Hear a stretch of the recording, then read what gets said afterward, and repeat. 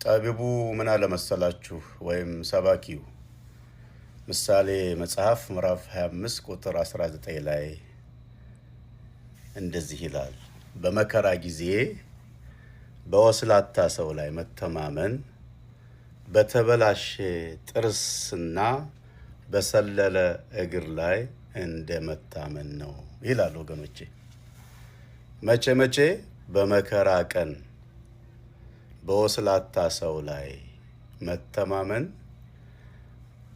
በተበላሸ ጥርስና በሰለለ እግር ላይ እንደመታመን ነው። የተበላሸ ጥርስ በጣም ፔንፉል ነው። ጥርሳቸውን የሚያማቸው ሰዎች አጋጥሞኝ ያውቃል። በጣም ያማል። በመከራችሁ ላይ መከራ ይጨምራል፣ በሐዘናችሁ ላይ ሐዘን ይጨምራል ማለት ነው። የሰለለስ እግር እንደ ልብ አያራምድም፣ ከፍጥነታችሁ ይገታችኋል። ልትሄዱ ልትገሰግሱ ካላችሁበት ይገታችኋል። ሸብረክ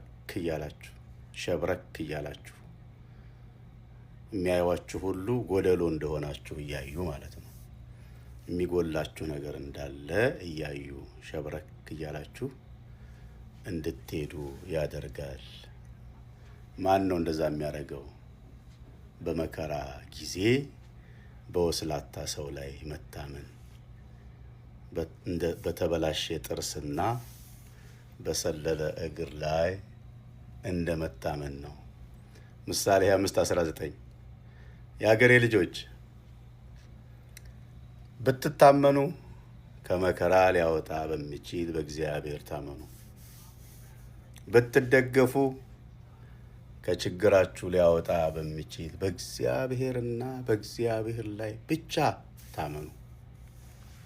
በሕይወት ዘመን በጉዞዬ አጋጥሞኝ ያውቃል እንደዚህ አይነት ገጠመኝ። ወስላታ ሰዎች የሚላቸው ልትታመኑባቸው፣ ልትደገፉባቸው ከዚህ ችግር ምናልባት ከለላ ሊሆኑ ይችሉ ይሆናል ብላችሁ አስባችሁ ጠጋ ልትሉ ስታስቡ ወይም ያንን መከራችሁን ስታጋሯቸው፣ ስትገልጡላቸው፣ ስታካፍሏቸው እናንተን ደቁሰው እነሱ እንዴት እንደሚሄዱ እናንተን አደብዝዘው እንዴት መድመቅ እንደሚችሉ ለነሱ በጣም ጥሩ አጋጣሚ